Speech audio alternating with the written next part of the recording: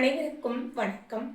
நர்மதா அம்மாவின் பெண் அரசியல் 2ஆம் பாகம் மானுடத்தின் வெற்றி நூலில் இருந்து மலர்ச்சோலை ஆகட்டும் முள்காடு.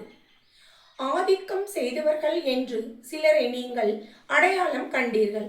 கண்டுகொண்ட நீங்கள் என்ன செய்ய வேண்டும்? ஆதிக்கம் தவறென்பதை பல வழிகளில் புரிய வைக்க முயற்சிகள் மேற்கொள்ள வேண்டும். அவர்களை அவமதித்து புண்படுத்தி ஓரம் கட்ட முயற்சிப்பதா சமத்துவம்?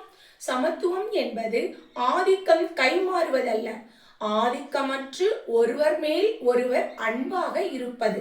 சீமை கருவேல மரங்களை வெட்டிவிட்டு கருவேல மரங்கள் நட்டு வைத்தால் முள்காடு மலர்காடு ஆகிவிடுமா என்ன? நீங்களே பலவற்றையும் உருவாக்கினீர்கள், வினைகளையே விதைத்தீர்கள், அவற்றையே அறுவடை செய்கிறீர்கள். ஆண்கள் உங்கள் வெறுப்புக்கு முதலில் ஆளானது பெண்கள் தான். வரலாற்றில் அவர்களை முதலில் ஒடுக்கி மூலையில் உட்கார வைத்த பிறகு உங்கள் வெறுப்பின் ஜுவாலை அணைந்துவிடவில்லை, அக்கம் பக்கத்து சக மனிதர்கள் மீது பாய்ந்தது. வெறுப்பே உங்கள் வாழ்க்கையானது.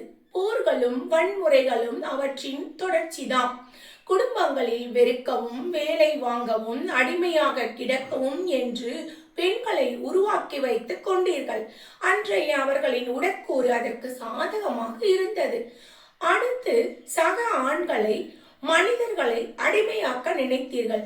உங்கள் அதிகார மோகமே உங்களை ஆட்டி படைத்தது, ஆட்டி படைக்கிறது, வழி நடத்தியது, வழி நடத்துகிறது. நாகரிகம் வளர வளர நல்லெண்ணங்களால் மேம்பட்டு வாழ்க்கையை அழகாக அன்பாக எல்லோரும் வாழ வேண்டும் என்ற விழுமியம் சார்ந்ததாக மாற்றிக்கொள்ளாமல் போட்டி, வீரம், வெற்றி, செருக்கு என்று வகுத்து கொண்டீர்கள். இதனால் யாருமே நிம்மதியாக வாழ முடியாத ஒரு வாழ்முறையை இங்கே வலிமையாக கட்டமைத்தீர்கள்.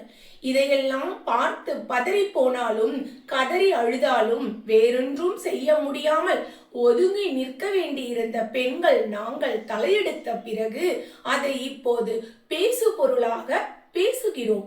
உங்களுடைய சாதி, மதம், பால் பேதங்கள், பிரிவினைகள், ஏற்றத்தாழ்வுகள், கொலை கொடூரங்கள், வன்புணர்வுகள் என்ற எந்த பாவக்கரையிலும் தொடர்பில்லாத பெண்கள் நாங்கள் சொல்லுகிறோம் இவை மாற்றப்பட வேண்டியவை என்று.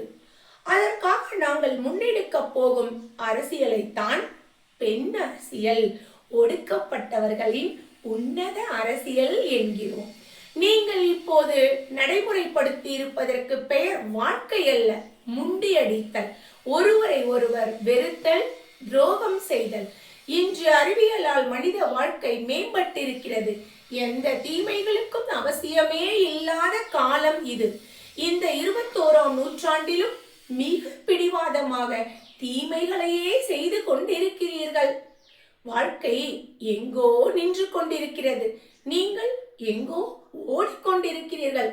பழக்க தோஷத்தால் எதையும் மாற்றிக்கொள்ள மறுக்கும் உங்கள் மௌடீக அடிப்படைவாத மூளையே உங்களை ஆட்டி படைக்கிறது. இதை 6ஆம் அறிவென்று வேறு சொல்கிறீர்கள். இவை எவற்றிற்கும் சம்பந்தம் இல்லாமல் வாழ்ந்தவர்கள் என்ற பெரிய தகுதியுடன் பெண்கள் நாங்கள் உங்களையும் அரவணைத்து வாழ்க்கை என்றால் என்ன என்பதை அன்னையராகி உங்களுக்கும் புரிய வைத்து இந்த உலக வாழ்க்கையை அழகாக்கிட நினைக்கிறோம். நல்லன வெற்றி பெற கையிணையுங்கள். நன்றி, வணக்கம்.